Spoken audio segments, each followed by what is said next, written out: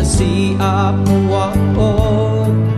Uling at tinik ang kaniyang gamit, makalumang kagamitan noon pa ang unang panahon. Apo ako, tinuro mo sa amin kung paano gamitin ang tinik at uling. Apo ako, ikaw ang salamin sa buhay ng bawat taong nangangarap. Dahil sa iyong kabutihan, ang tagumpay mo'y tagumpay ng lahat.